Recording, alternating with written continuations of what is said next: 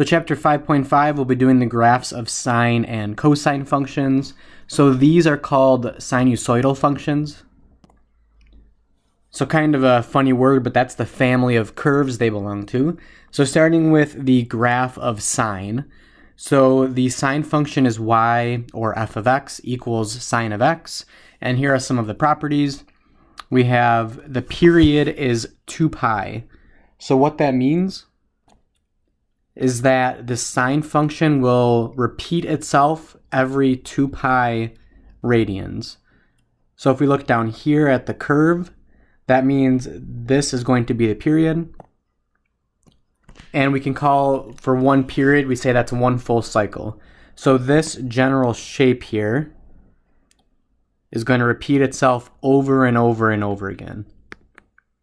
Okay, so the next property is that the domain is negative infinity to positive infinity. So we can plug in any value of x and we'll get a real number result.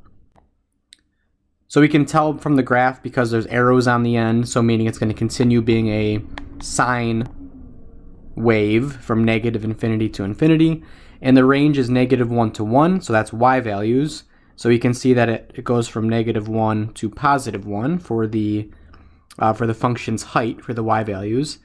The x-intercepts, so this is when sine of x is equal to 0.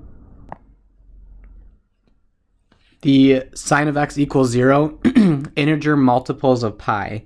So for example, that would be like 0, pi, 2 pi, 3 pi, 4 pi, 5 pi, 6 pi, and so on. Same thing with the negatives. And you can tell by looking at it, that's at 0, pi, 2 pi, and so on. And the other property is that sine is an odd function. That means sine of negative x equals negative sine of x. So what that means is that it has origin symmetry, which means it's a rotation of itself 180 degrees. So if you were to flip your head completely upside down, the graph would actually look exactly the same as it did before you flipped your head completely upside down. Okay, so let's take a look just for a couple seconds longer at this sine curve. So the x values here represent the theta values in radians. So the input is an angle, but we can call it x when we're on the xy axes. But just remember that it's technically theta in radians. And the y values are obviously the output, as they always are. So what we can do is we can think about that as the y-coordinate on the unit circle, because when we're on the unit circle, sine of theta equals the y-coordinate for x squared plus y squared equals 1. Okay, so this is the sine curve. It's just a wave that continues forever. And let's kind of relate this back to that one concept where for what quadrants the trig functions are positive or negative in. So quadrant 1 we know is between 0 and pi over 2 radians, which is 0 and 90 degrees. That is right here. Quadrant 2 is between 90 degrees and 180 degrees, or pi over 2 and pi radians, which would be right here. Quadrant 3 would be right here, and quadrant 4 would be right here.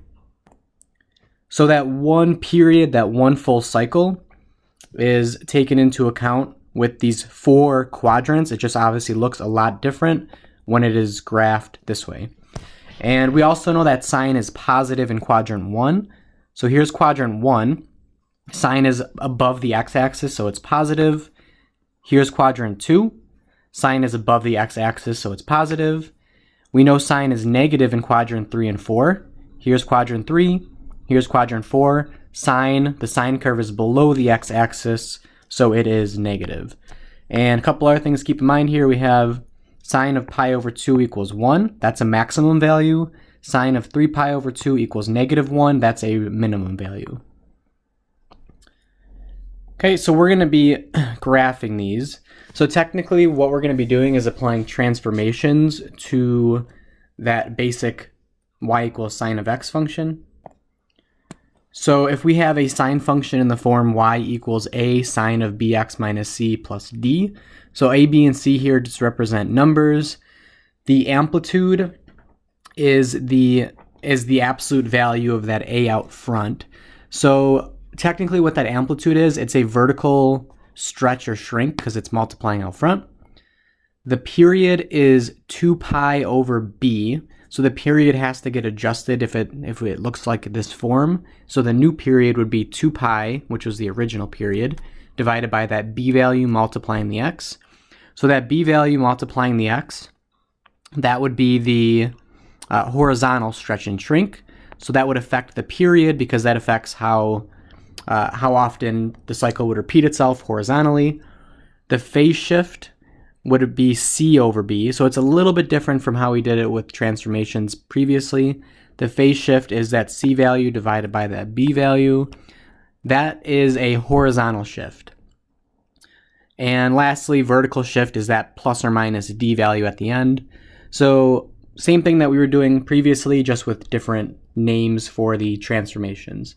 So the way that we're going to be doing this for the most part is we're going to be graphing this over one cycle, which is one period length, because it's not as easy to graph as when we graph polynomials or when we graph exponentials or logs, because these are they're periodic and they technically go on forever when they oscillate, and they go on forever. So we obviously can't do that. So the best way to do this is typically just graph one cycle and put arrows on the end. So the way we can do it is with 5 x value points, which I'll just call 5 key points. And those points are going to be an x-intercept, which we'll call x sub 1. It'll be a maximum value, which will be x sub 2. It'll be another x-intercept, x sub 3. And then a minimum, x sub 4. And then an x-intercept again, x sub 5. So let's see why those are our points that we're using. So that's going to be typically what our one full cycle will look like for sine.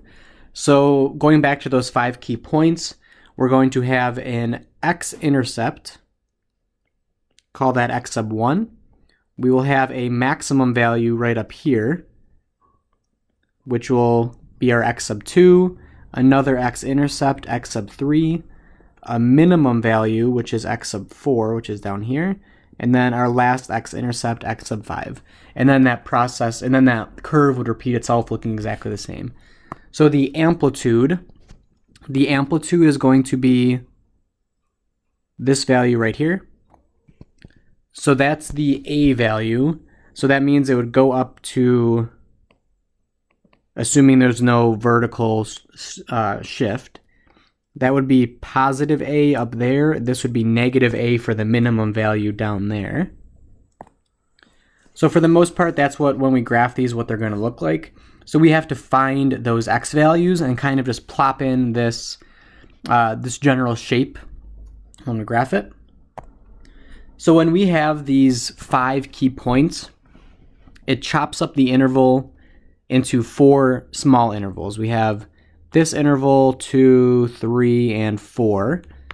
So those intervals, we can find the length of those intervals by taking the period that we found, the 2 pi over b, and dividing it by 4.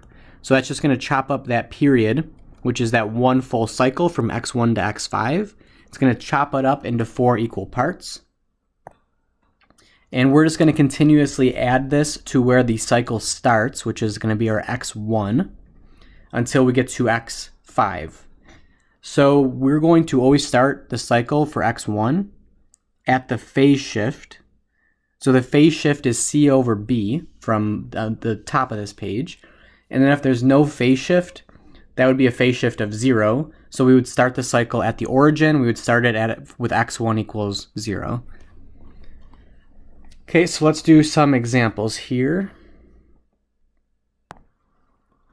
So we wanted to determine the amplitude and graph on the interval 0 to 2 pi.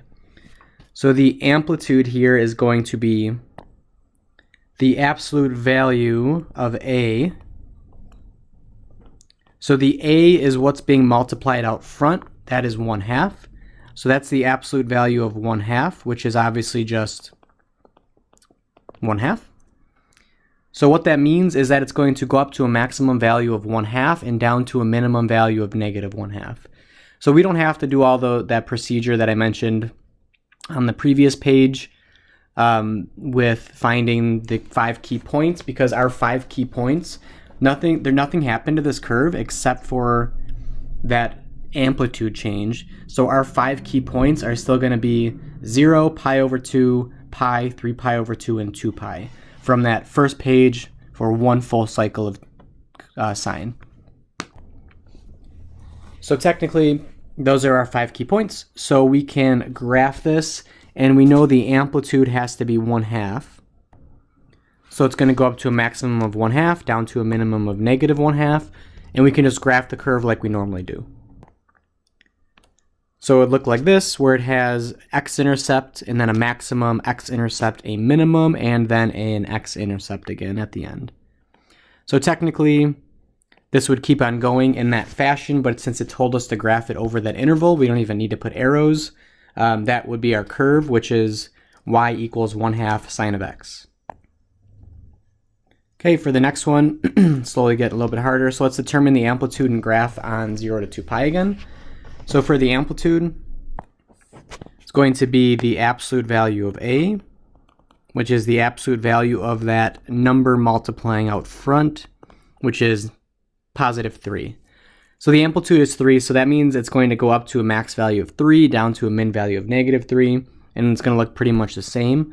We have to be very careful though. We have this negative out front, and if we remember, if there's a negative multiplying out front, that means it's a reflection over the x-axis. So that's when you have to think back to your transformations. Negative out front, that means it's negating the function values, which are the y values. If it negates the y values, that's a reflection over the x-axis. So let's graph this. So the 5 key points, once again, are going to be exactly the same because we didn't have any phase shift, we don't have any period change, nothing changed except for the -3 multiplying out front. Okay, so we have our 5 key points, 0, pi over 2, pi, 3 pi over 2, and 2 pi. We have our max and min value for our amplitude, -3 to 3. And instead of it looking like this, we have to reflect that over the x-axis, and it's going to look like this. So something like that would be our function after we reflect it. And that's y equals -3 sine of x. So if you wanted to, you could plug in values for x into your calculator, like -3 sine of 3 pi over 2 or something like that, and make sure it gives you out the proper y value to make sure you graphed it correctly. Okay, next one we have determine the amplitude period, and now we have to determine the 5 key points and graph from 0 to 2 pi. So it's y equals 3 sine of 2x. So we have more than just an amplitude change, so that means we're going to have to adjust our 5 key points here. So we know the amplitude is the absolute value of a. The a value is what's out front once again. So that's going to be the absolute value of 3, which is just 3. And then for the period is something that we have to remember from several pages ago. The period is 2 pi over b. The b value here is 2. So what we're going to get is 2 pi over 2. The 2's cancel, and we're just going to be left with a period of pi. Okay, so that means our new period is pi, so it's usually pi over, or 2 pi, sorry, the period is usually 2 pi for sine, but with the 2 multiplying the x, the period is now pi. So that means after pi radians, pi units for the x-axis, that's going to complete one full cycle of sine. So the last thing we need to do to find these 5 key points is we need to find that interval length. So the interval length, when we are chopping it up into the 4 separate intervals that naturally happen when we have 5 points, so we divide it by 4 to get the same length for each one of those intervals. So the period was pi. So that means each interval is going to have a length of pi over 4. Okay, so we're going to use the fact that we have a period of pi, an interval length of pi over 4. We have no phase shift, so we're starting our 5 key points at x1 equals 0. Okay, so we're going to start with x1, no phase shift, so we start at x1 equals 0. For x2, so now all we have to do is add this interval length over and over again until we get to x5. So it's going to be x1 plus pi over 4, which is 0 plus pi over 4, so it's pi over 4. For the next one, it's going to be x2 plus pi over 4, which is pi over 4 plus pi over 4. So obviously we have to be good with adding fractions here. That's going to give us 2 pi over 4, which is pi over 2. Next for x4, it's going to be the previous one plus the interval length again. So this is going to be pi over 2 plus pi over 4. That's essentially 1/2 plus 1/4, which is 3 pi over 4. And lastly, for x5, it's going to be 3 pi over 4 plus pi over 4. That's 3/4 plus 1/4. That's 4/4, which is 1. So that's just 1 pi. So it's good to, when you're in radians, put the fractions in lowest forms. It might be easier to leave it, all of them with a denominator of 4, just to start, just so you're adding common denominators right away. But these are our 5 key points. So let's go plot these points down here. So the instructions actually said graph from 0 to 2 pi. So let's do that. So here are our normal points that for the x-axis that we would plot. So let's ignore these ones for now. So this was our period, right? It was our period of pi, which was also our x1 and x5. x1 we were starting at 0, x5 was pi. And then we chop this up into our intervals. So there is our x1, x2, x3, x4, and x5. And now we're going to graph it the same way that we did it with a amplitude of 3. So it'll look something like that. But since the instructions said graph it from 0 to 2 pi, it's exactly twice that length. So all we have to do is graph that same cycle one more time. Okay, so I just included the 3 pi over 2 and the 2 pi, put those back in there.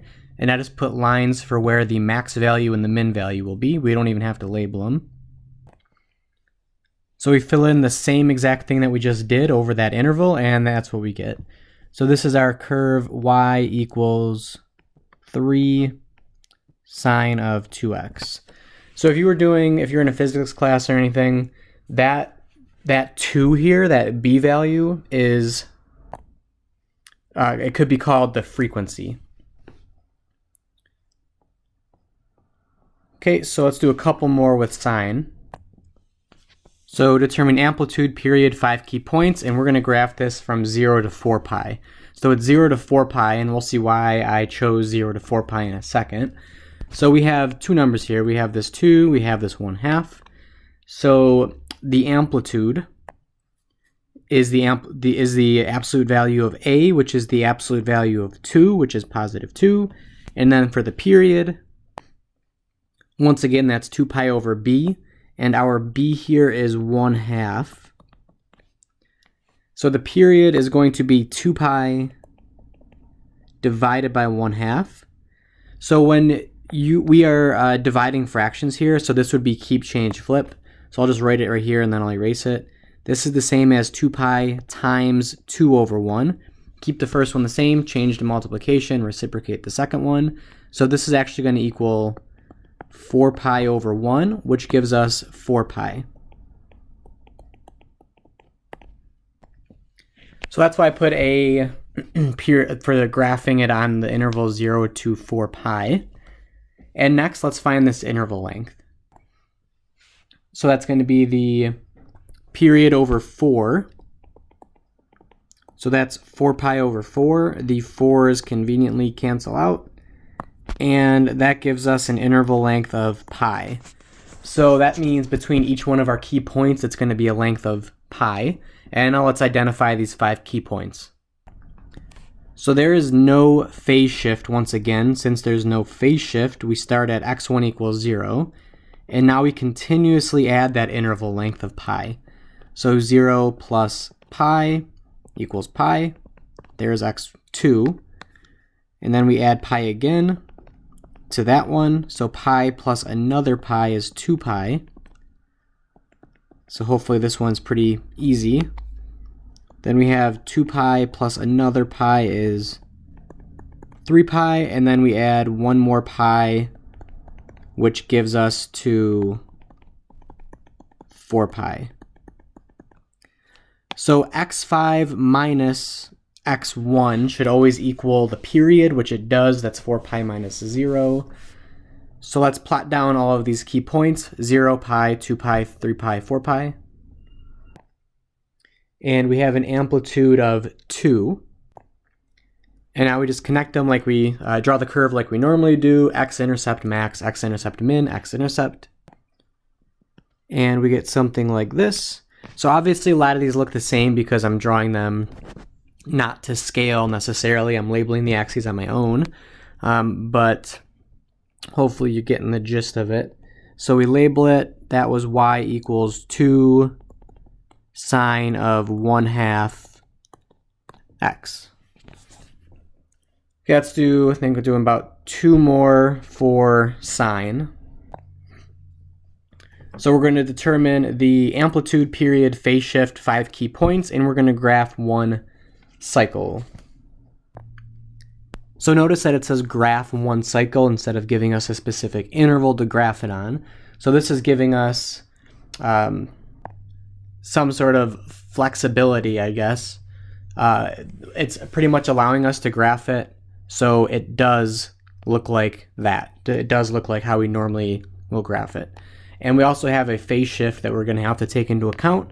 So that will be where we start our 5 key points. Okay, so starting with our amplitude, well, we have y equals 4 sine of 2x minus 2 pi over 3. So for our amplitude, absolute value of a, that's going to be that 4 out front once again. That's going to be the absolute value of 4, which is 4. For the period, that's 2 pi over b. Our b here is 2. It's that value multiplying the x once again. So that's going to be 2 pi over 2. The 2's cancel. That gives us a period of pi. And for our phase shift, so before we go to the interval length, I'm going to do the phase shift. Because we have a c value here. Our c value, we have to be a little bit careful. It's positive 2 pi over 3. So it's the opposite sign from what we see. So if you remember for horizontal shifts, it's the opposite of what you would think. So it's going to be that c value of positive 2 pi over 3. So for the phase shift, our phase shift is c over b. Might have to flip back several pages to get to those mini formulas. So for c over b, that's 2 pi over 3 divided by 2. So once again, we are dividing fractions. Keep the first one the same, change the second one to 1 over 2, so we reciprocate the second one. And we multiply, we get 2 pi over 6, which simplifies to pi over 3. So our phase shift is pi over 3. So once again, phase shift, that just means a horizontal shift. We're moving it pi over 3 radians to the right. Okay, so now let's find that interval length. We know it's the period over 4. The period was pi, so that's just going to be pi over 4. Okay, now we're going to use all of this for our 5 key points. So for our x1, so this time we're not starting at 0 because we have this phase shift. So we're starting at the phase shift, which is pi over 3. And now we're just going to continuously add the interval length. So that's going to be pi over 3 plus pi over 4. So we would have to get common denominators here. So if we got a common denominator of 12, this would give us 7 pi over 12.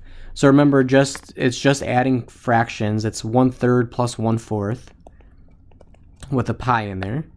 Oops. So for the next one, for x3, that's going to be 7 pi over 12 plus pi over 4 again. Common denominator of 12, that will give us 10 pi over 12, which is simplifies to 5 pi over 6. For x4, that's going to be 5 pi over 6 plus pi over 4. Getting a common denominator of 12, that would be 10 pi over 12 plus 3 pi over 12, which would be 13 pi over 12. So obviously if you have to do that work on the side and take a couple seconds longer, that's fine. Last one, we have 13 pi over 12 plus pi over 4. After getting common denominators, we should get 16 pi over 12, which simplifies to 4 pi over 3.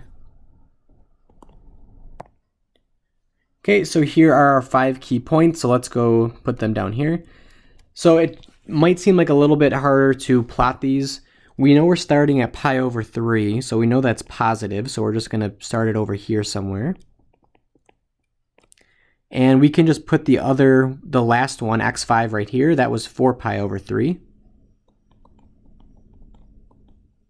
So for the other ones, the way that I do it is you chop this in half, and then you chop those two halves in half.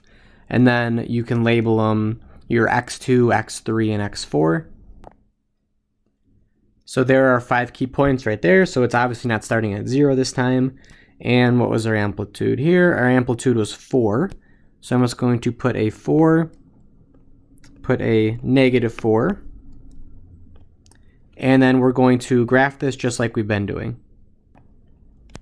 Okay, and there is our sine curve over this interval. And we label our function. Okay, so let's do one more sine one, and then we'll just do maybe like 2 cosine ones just to see how we do those ones. So let's determine amplitude, period, phase shift, 5 key points, and graph one cycle again. So we have y equals 2 sine of 3x plus 3 pi over 4. So starting with the amplitude, it's the absolute value of a. A here is that 2 out front once again, so the absolute value of 2 is 2. And now for the period, we have that b value right here on the x multiplying, which is 3. So the period is 2 pi over b. So that's going to be a period of 2 pi over 3. And normally we would simplify this if we can, but we can't simplify this one. So the next thing, let's do the phase shift. So the phase shift is c over b. This is 3 pi over 4. It looks like 3 pi over 4 for the c value, but we have to remember it's the opposite of what we see. So it's not 3 pi over 4. The c value is negative 3 pi over 4. So that's negative 3 pi over 4 divided by b, which was 3. So keep, change, flip. That's negative 3 pi over 4 times 1/3. The 3's cancel, and we're left with negative pi over 4. Negative pi over 4 for the phase shift. And lastly, before we find the 5 key points, we have to find the interval length, which is the period divided by 4. So the period was 2 pi over 3. And we divide that by 4. So that's going to be, keep, change, flip, 2 pi over 3 times 1/4. 2 divided by 4, I'll just do it on the side. So 2 pi over 3 times 1/4. The 2 over 4 equals 1 over 2. So that's going to equal pi over 3 times 2, so pi over 6. Didn't want to say too much all at once without showing what I was doing. So that is our interval length. Okay, so let's use all this to find our 5 key points again. So our x1, we are starting at the phase shift of negative pi over 4. Okay, so recognize this time that it's negative. This got shifted to the left. So we're actually going to be on the left side of the y-axis to start this one off. So taking negative pi over 4 now and adding the interval length of pi over 6. So you'd have to get common denominator of 12. We would end up with negative pi over 12. So that would end up being negative 3 pi over 12 plus 2 pi over 12, which gives us negative 1 pi over 12. And then adding the interval length to that. So that's negative pi over 12 plus 2 pi over 12, which would give us positive 1 pi over 12. And for the next one, we are going to add another interval length, which would give us 3 pi over 12, which would simplify to pi over 4. So just remember to simplify if you can. And for the last one here, we have pi over 4 plus pi over 6. Common denominator of 12 would give us 5 pi over 12. Okay, so let's go plot these. So the way that I would do this one, starting at negative pi over 4 and going to 5 pi over 12. Negative pi over 4, we can just kind of throw that over here somewhere. And then we can say 5 pi over 12 is over here. And then we can just fill in the one right in the middle and then fill in the middle of those middles. And actually it looks like I'm going to have to adjust this a little bit because we had two negative x values. So I'm going to adjust this. Okay, so start with that, and then now we'll put the one in the middle, and now we'll take the halves of those ones.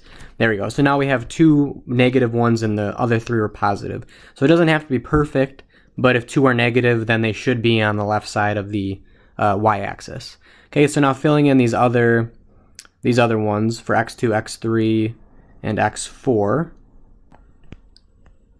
Okay, and then the amplitude was 2. And now we can fill this in just like we normally would. Okay, and this would be our sine curve, and this was one full cycle, and then we label it. And that would be our final graph for this one. Okay, so that is sine. So let's do a couple with cosine now. We'll go over the basics and then just do two examples because we'll see that it's the same thing that we just did. So for the graph of cosine, this is y equals cosine of x. The period is also 2 pi. So what this means, which I didn't mention for sine, I think I forgot to mention it, this portion right here, that means if the period is 2 pi, that means we can add integer multiples of 2 pi to our input value and it will give us the same output, which we actually knew that based on coterminal angles from a couple sections ago. Okay, the domain, once again, negative infinity to infinity. The range for the y value spans negative 1 to 1. The x-intercepts here are going to be odd integer multiples of pi over 2.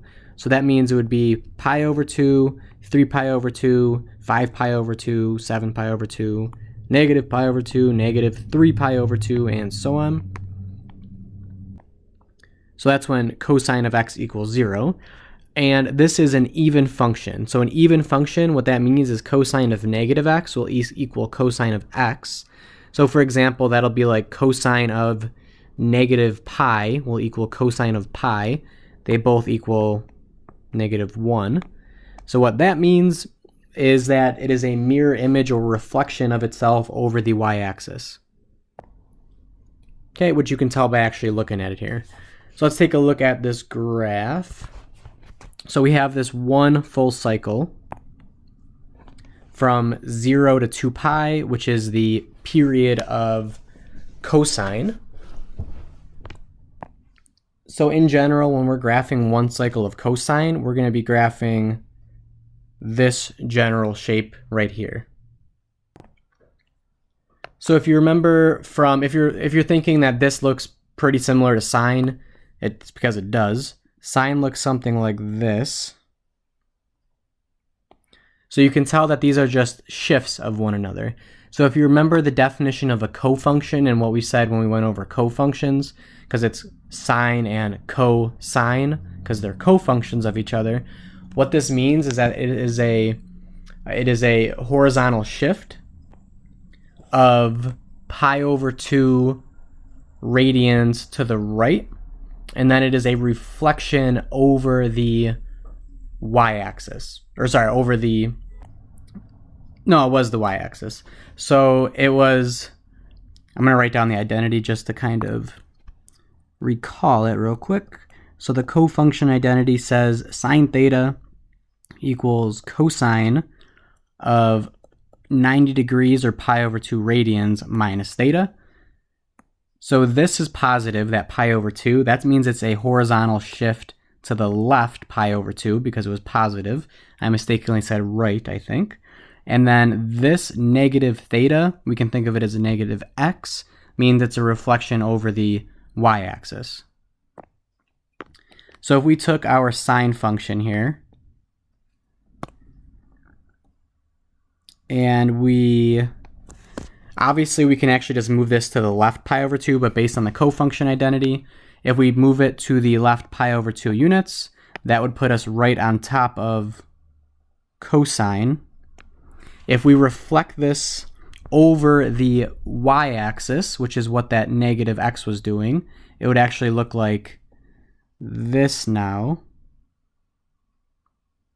But you can see how it would be exactly the same if we could just continue that trend over and over again.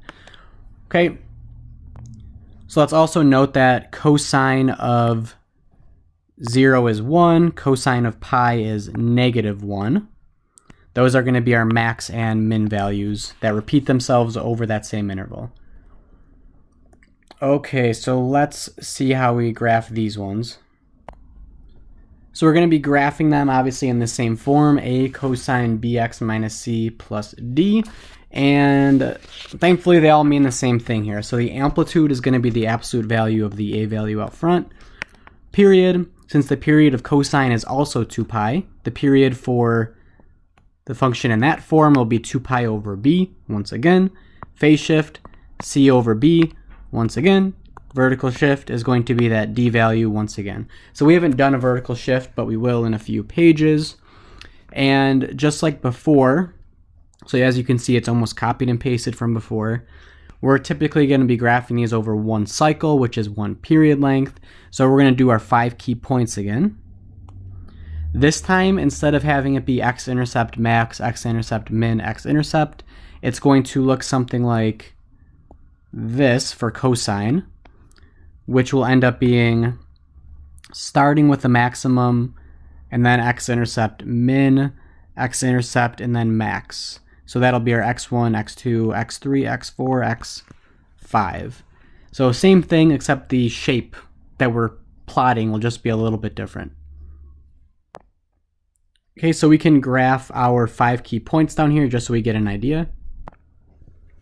So we have our 5 key points, and then we can fill in that generic cosine shape, which will look something like that. So it's just like a different chunk of the sine curve, essentially, since they look the same, where this right here, this distance is the amplitude. Okay, so same thing, except different shape that we're plotting here. Okay, and then once again, we're going to be doing this the same way. We're going to chop it up into 4 intervals by finding period divided by 4. We're going to be adding that over and over again to from where the cycle starts at x1 until we get all the way to x5. We're going to start at the phase shift again, and if there's no phase shift, we start at x1 equals 0. We just have to be careful and make sure if we're starting at x1 equals 0 that it's a maximum value. Make sure we're graphing the correct form of it. Okay, so let's do this example. Let's graph 3, y equals 3 cosine pi over 2x. So we have to find the amplitude first. the absolute value of this a out front, absolute value of 3 equals 3. Next, we find the period. So it's 2 pi over b. So 2 pi over b is, our b value is pi over 2. So that's 2 pi over 2. So if we're dividing these, keep change to multiplication, reciprocate the second one. The pi's are going to cancel. We're left with 2 times 2. So that's actually 4. So this one's going to be a little bit, might seem a little odd because we've been having a period in terms of pi, which we usually do for radians. This time it's just 4. And next we can just find our interval length. So that's going to be the period over 4. Our period was 4, so that's 4 over 4. So our interval length is actually just 1. So let's find these 5 key points now. So starting with x1 equals 0, because we did not have a phase shift. x2, we're just going to be adding this interval length of 1 over and over again. So that is the easiest thing that we could possibly ask for, because all we're doing is just adding 1. So we're going to get 0 plus 1 is 1. Add 1 again, we get 2. Add 1 again, we get 3. And lastly, add 1 again, and we get 4. Okay, so these are our 5 key points. So we can plot those down from 0 to 4. And we have our amplitude of 3, and we also plot the negative 3. So we just have to remember we're starting with the max value up here. So it's going to be max, x-intercept, min, x-intercept, max. So we fill that in. And that will be something like that. So just don't connect the lines in a straight line. That would be very wrong. Try to give it some of the sine, cosine curvature for the wave. And then we label it. And that is our final graph for that one. Okay, so let's do one more of these ones, make it a little bit more complicated. So amplitude, period, phase shift, 5 key points, and graph 1 cycle. We have y equals -2 cosine of 4x plus pi minus 1. So we actually have a little bit of everything going on, including a vertical shift, which we'll take into account in a little bit. So starting with the amplitude again. The absolute value of a, our a value is right there out front. That's the absolute value of -2, which is +2. And now for the period, that's going to be 2 pi over b. Our b is the 4 on the x that's being multiplied. So that's going to be 2 pi over 4, which simplifies to pi over 2. Next, for the phase shift, it's going to be c over b once again. The c here is -pi. So once again, we have to remember it's the negative version of what we see. So that's going to be -pi over 4. And we also have this vertical shift. So it's that -1, that -1 at the end. So that's going to be a vertical shift, which is -1. So we're going to do everything and then shift it down 1. So we also have to be careful. We have this negative out front. That means it's a reflection over the x-axis. Okay, so let's ignore, while we're doing the 5 key points, we're going to ignore the reflection and we're going to ignore the vertical shift. So first, I just forgot to find that interval length real quick. We have to find the interval length. So this one has everything on it, so there was a lot to do for this. So the interval length is the period over 4. The period was pi over 2. So pi over 2 divided by 4. Keep change flip. We should get pi over 8. Okay, so that would be the length of each interval between each one of our x's. Okay, so let's use all of this now to find these 5 key points. So x1, so we have a phase shift of -pi over 4. So that's where we start. So when we do that, when we start, that ensures that it's going to look like that for cosine. So now we're going to add the interval length of pi over 8. That's going to give us, after we get a common denominator of 8, that would give us negative pi over 8. And now we keep on going for x sub 3. It's going to be negative pi over 8 plus another pi over 8. That actually equals 0, which is okay. For x4, that's going to be 0 plus pi over 8, which is pi over 8. And then for the last one, for x5, we get pi over 8 plus another pi over 8. That gives us 2 pi over 8, which simplifies to pi over 4. Okay, so let's plot all of these. So we have, starting at negative pi over 4, we're going to positive pi over 4. So those intervals are actually equal, so I'm just going to make them the same distance away from the origin. And then we know one of them is on 0, and then we know the other two have to be right here. So let's fill them in. Okay, so we have all of the key points filled in, and I also put the original amplitude of 2 and negative 2 in there. So don't forget we have a reflection and a vertical shift. So ignoring the reflection and vertical shift, it would have to look something like this.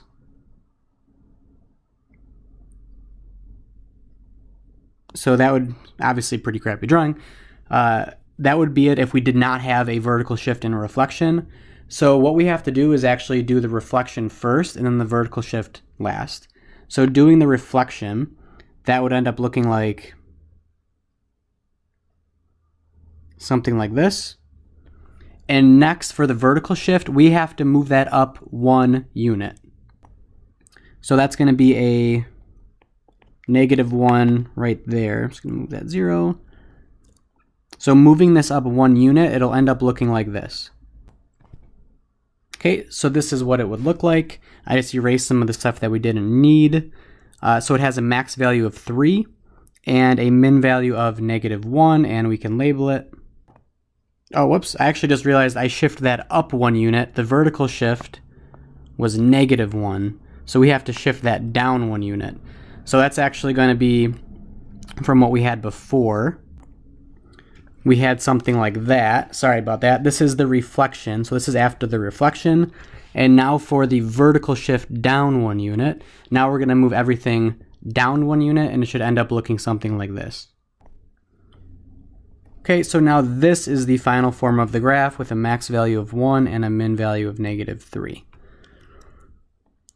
Okay, so for this last page, I just put a couple applications of trig functions. They get used all the time. So they get used in astronomy. I put some cool applications.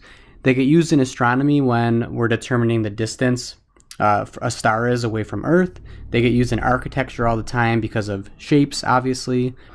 And they get used in any sort of like periodic function. So any sort of like wave function, such as light or sound waves. They get used in CAT scans and ultrasounds, and pretty much anything with a circle or a triangle. And that is it for section 5.5.